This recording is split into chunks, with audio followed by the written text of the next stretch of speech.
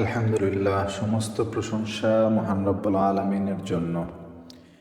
একবার মুসআব বিন জুবায়ের এক ব্যক্তিকে হরতাল নির্দেশ দিলেন। সেই ব্যক্তি বলল, কিয়ামতের দিন সেটা কেমন ভয়ঙ্কর দৃশ্য হবে যখন আমি নিজের স্থানে দাঁড়িয়ে তোমার এই সুন্দর গঠন ও গড়ন এবং তোমার এই চাকচিক্য চেহারা দেখব।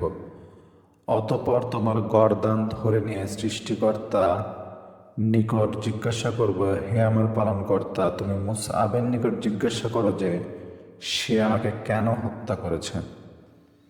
এ কথা শুনে মুসআব কিছুক্ষণ নিজের মাথা নিচু করে রাখলেন এবং নির্দেশ দিলেন যে তাকে মুক্ত করে দাও।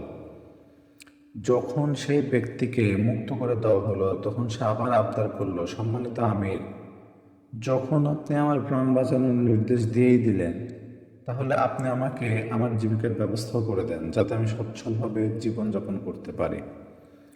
মুসআব বিন জুবায়ের বললেন, যাও, আমি তোমাকে 1,00,000 দিরহাম উপহারও দিলাম। এইখানে শিক্ষণীয় ঘটনাটি হলো এইরকম, যে ব্যক্তিকে মৃত্যুদণ্ড দেওয়া হলো সেই ব্যক্তি হয়তো কোনো অপরাধের অপরাধী ছিল, কিন্তু তার শাস্তি হয়তো মৃত্যুদণ্ডের মতন এত ভয়াবহ নাও হতে পারত। তাই যখন তিনি কিয়ামতের বা মৃত্যু পরবর্তী জীবনে আল্লাহ সুবহানাহু ওয়া তাআলার সামনে যখন সবাই উপস্থিত হবেন, তখনকার বিষয় সম্পর্কে আমিরকে অবহিত করল, তখন তিনি বুঝতে পারল যে হয়তো তাকে মাফ করে দেওয়াটাই উত্তম হবে।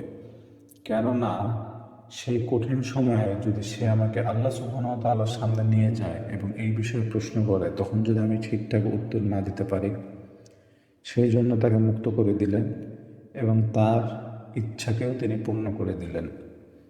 ঘটনাটির বর্ণনা রয়েছে সিয়ার আলামুন নুবালার 4th খণ্ডের 140 থেকে 143 পৃষ্ঠায়।